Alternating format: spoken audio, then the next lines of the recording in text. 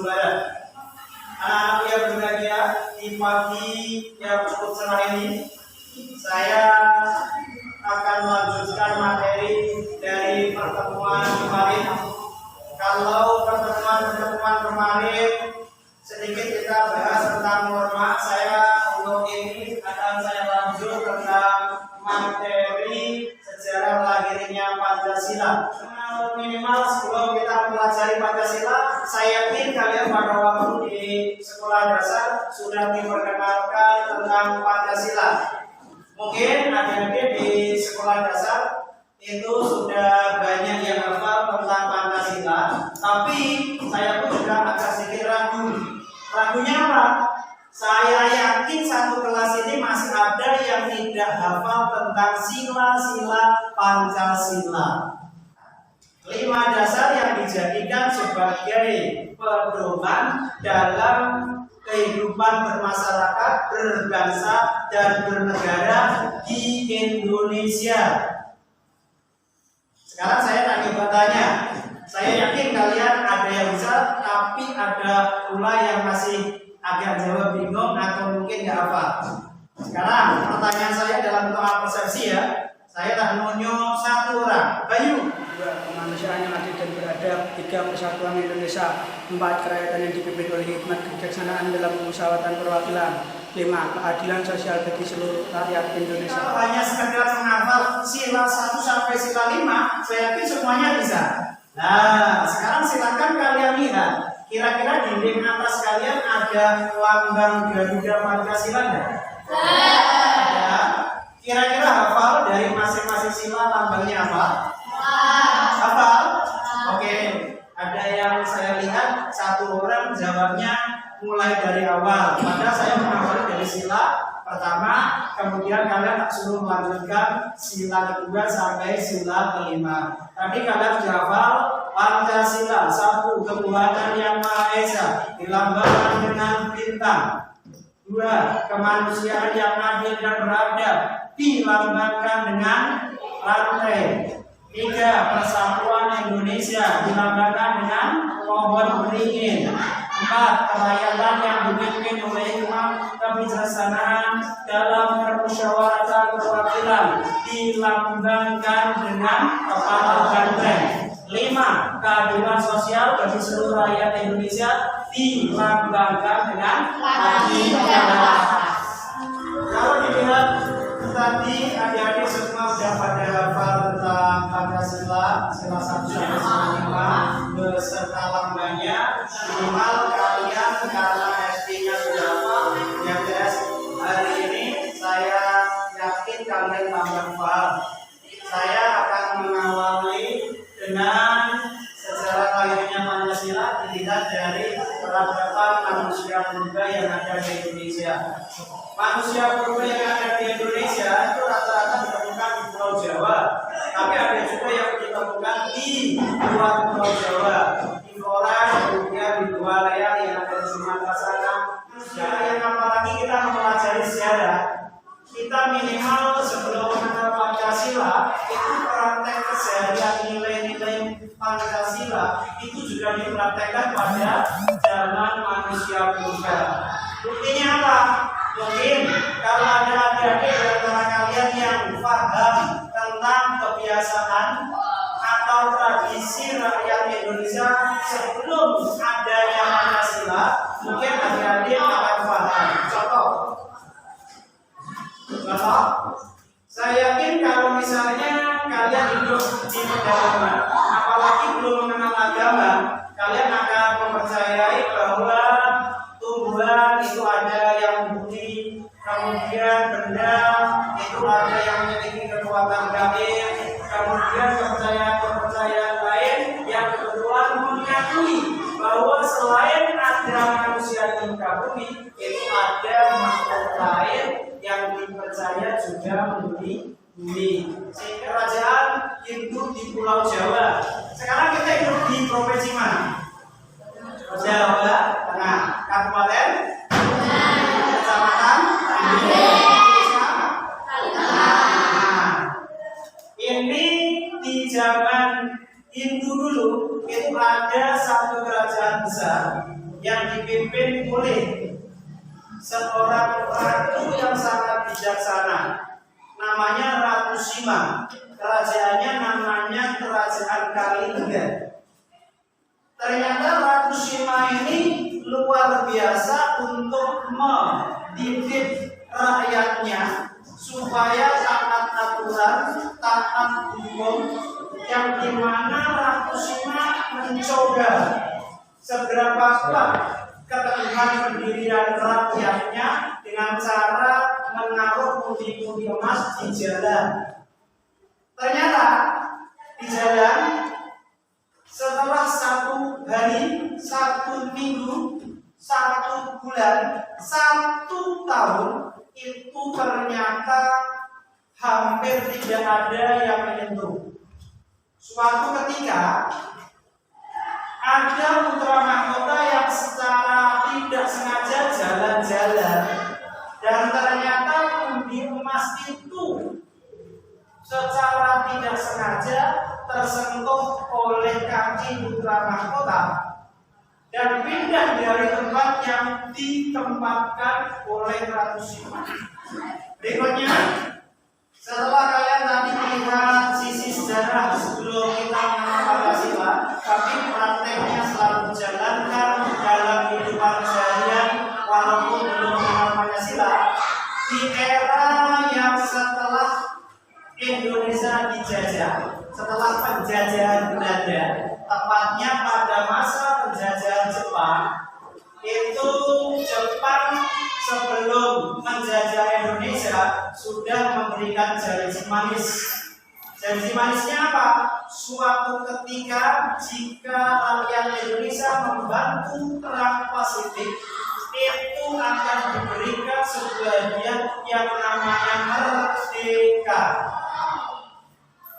Karena ada janji itu, setelah Perang Dunia Kedua, Perang Dunia itu dimulai dari tahun 1939 sampai sekitar 1942. Itu ternyata lama-kelamaan Jepang yang dulunya menang awal-awal Perang Dunia Kedua, tapi di akhir-akhir Perang Dunia Kedua, tepatnya di tahun sekitar 41-an, Jepang harus menunggu datangnya sekutu untuk serah terima kekuasaan. Karena di Agustus ini terjadi sekitar kekosongan kekuasaan, atau dalam bahasa kerennya itu adalah vacuum of power, maka Indonesia yang dulunya dijajah Jepang, Jepang sudah menyerah tanpa syarat di tanggal 15 Agustus, sekutu belum datang ke Indonesia, maka pemuda-pemuda Indonesia punya inisiatif luar biasa untuk segera mempersiapkan kemerdekaan. Karena tokoh politik saat itu yang berperan penting adalah Insinyur Soekarno, maka para pemuda bergabung dengan golongan tua membuat satu kebulatan tekad untuk segera mempersiapkan kemerdekaan. Sebelum merdeka itu ternyata minimal harus punya rumusan dasar negara atau aturan-aturan yang digunakan untuk penyelenggaraan kehidupan bernegara. Maka di sekitar tanggal 2 sampai tanggal 1 Juni 45, BPUPKI melakukan sidang pertama yang membahas tentang rancangan atau rumusan dasar negara. Rumusan dasar negara ini kebetulan kalau dipelajari dari sisi literasi sejarah, itu ternyata yang berusaha untuk membuat gagasan atau yang berpendapat itu ada 3 tokoh besar ini punya peran penting dalam rumusan dasar negara. Di tanggal 29 Mei itu kebetulan ada Mujamin. Mujamin ini mengusulkan pri kebangsaan, itu dari yang pertama. Yang kedua, pri kemanusiaan. Yang ketiga, pri ketuhanan. Yang keempat, pri kerakyatan. Dan yang kelima adalah pri kesejahteraan rakyat. Kalian akan sedikit lebih paham jika sambil literasi buku paket, buku LKS ataupun buku pelengkap lainnya untuk menjawab lembar kerja peserta didik yang akan saya berikan. Menurut Mojamin itu seperti apa? Kemudian menurut Supomo usulannya seperti apa? Menurut Insinyur Soekarno seperti apa? Nanti kalian tulis di situ. Setelah kalian jawab, nanti masing-masing kelompok akan mempresentasikan dari hasil kerja kelompok. Karena yang mengusulkan urusan dasar negara cuma 3, maka satu kelas ini saya bagi menjadi 3 kelompok. Mantap.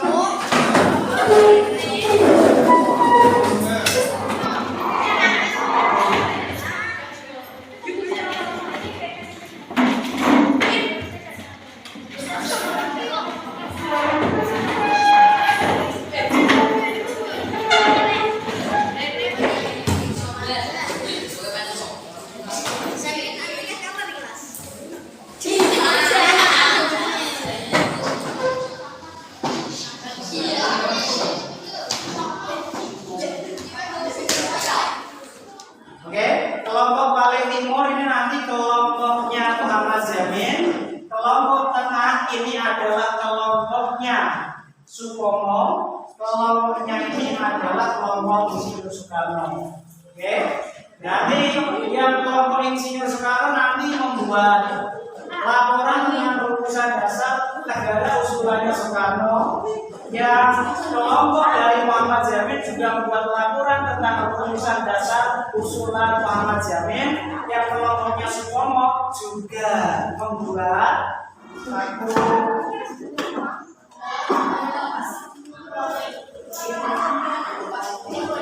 menjawab nanti ya ini Muhammad Jamin. Pertama kalian tulis nama kelompok. Baru yang kedua itu masing-masing usulan sesuai dengan kelompok yang ada yang saya tunjukkan. Jadi saya berharap nanti tidak ada yang sampai keliru untuk membuat usulan dari masing-masing kelompok yang sudah saya tunjukkan. Ini kebetulan kan tadi saya tunjuk untuk membuat rumusan dasar negara usulannya dari IN Soekarno. Nah, nanti kalau sudah selesai, nanti ada waktu 5 menit untuk presentasi dari hasil kerja kelompok masing-masing yang diwakili per kelompoknya 1 orang mahasiswa. Oke, Pak? Oke, waktu tinggal 2 menit. Segera selesaikan. Assalamualaikum. Siap-siap nanti pertama kali maju kelompok 1. Yang akan diwakili oleh siapa nanti kelompok 1-nya? Oleh Reno. Oke, Mas Reno naik siap nanti.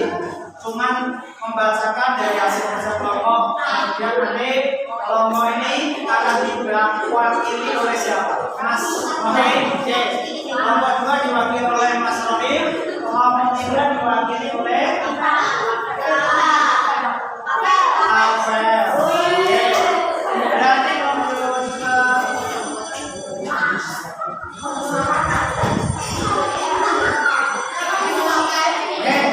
Dengarkan dengan sesama. Kira-kira nanti kelompok lain boleh menyangga jika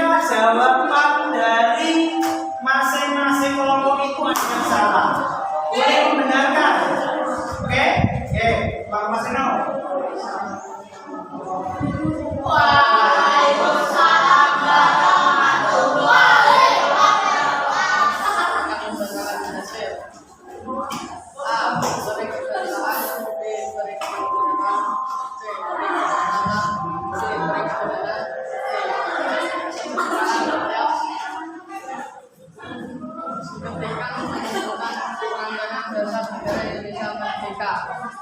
Oke, ini lemah lembut. Kayak cewek. Saya bacakan sekali lagi ya usulan dari kelompok pertama yang kebetulan dapat jatah usulan Mr. Muhammad Jamin.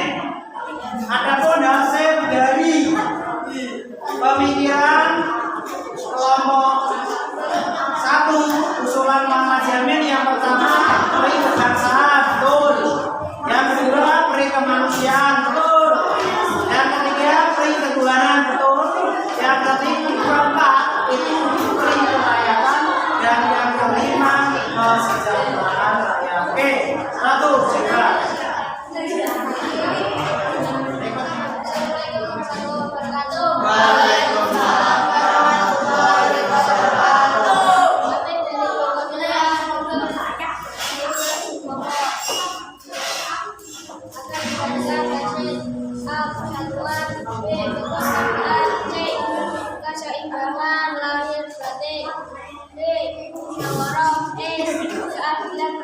Oke, Mas Rohim lebih suaranya lebih tegas.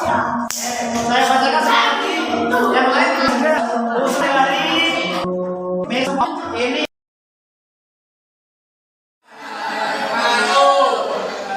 Kami dari kelompok 3 akan membacakan usulan dari Insinyur Soekarno. A. Kebangsaan Indonesia. B. Internasionalisme atau kemanusiaan. C. Mufakat atau demokrasi. D. Kesejahteraan. Yang kebudayaan. Oke, walaupun jawaban di sini benar, tapi kebetulan yang baca mentalnya kurang kuat, sehingga jawabannya malah sesuai dengan kemamangannya.